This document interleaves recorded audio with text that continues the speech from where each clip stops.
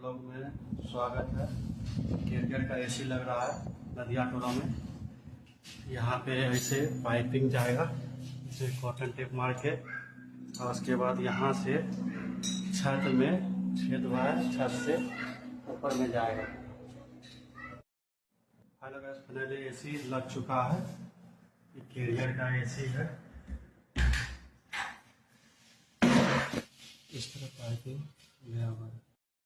Hello guys, अभी AC लग चुका है। इस तरह पाइपिंग गया है।